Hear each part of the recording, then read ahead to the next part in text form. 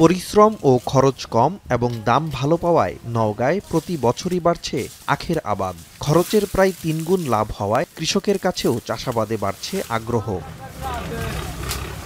রানীনগর উপজেলার চকমন গ্রামের কৃষক দুলাল আকন খরচ কম ও দাম ভালো পাওয়ায় এবছর ৩ বিঘা জমিতে আখ চাষ করেছেন। প্রতি বিঘায় তার খরচ হয় অন্তত ৩০,০০০ টাকা এবং বিক্রি হয় প্রায় লক্ষাধিক টাকার আখ। খরচ বাদে তার লাভ থাকবে অন্তত ৩ লাখ টাকা। আবার সাথী ফসল হিসেবে বিভিন্ন শাকসবজি চাষ করেও বিঘা প্রতি আয় করেন প্রায় ৭০ থেকে ৮০,০০০ টাকা।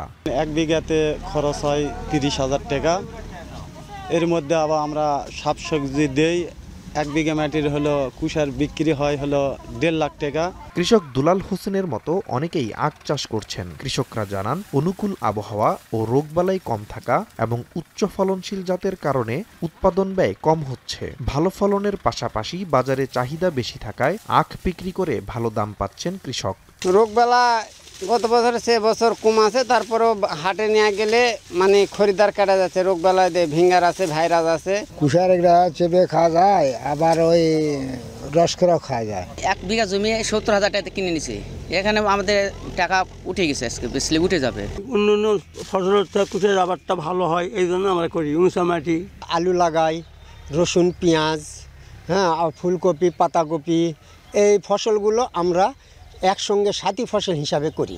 গত বছরের তুলনায় এবছর প্রায় ১৫ হেক্টর বেশি জমিতে আখ চাষ হয়েছে। এছাড়া লাভবান হতে আখের জমিতে সাথী ফসল হিসেবে আলুসহ বিভিন্ন শাকসবজি চাষের পরামর্শ দেওয়া হয় বলে জানায় কৃষি বিভাগ। নওগাঁ জেলায় কৃষকদেরকে আমরা সাধারণত শুধুমাত্র আখ করতে সবসময় নিষেধ করি, যে আখের সাথে যেন সাথী ফসল হিসেবে ফসল করতে পারে, তাতে তার পাতের খরচ উঠে আসে এবং পরবর্তীতে আখ বিক্রি করে তার এটা লাভ হিসেবে থেকে যায়। কৃষি বিভাগের তথ্য মতে জেলায় এবছর ২১৫ হেক্টর জমিতে স্থানীয় ও উন্নত জাতের আখ চাষ হয়েছে, যার বাজার মূল্য প্রায় ১৫ কোটি টাকারও বেশি।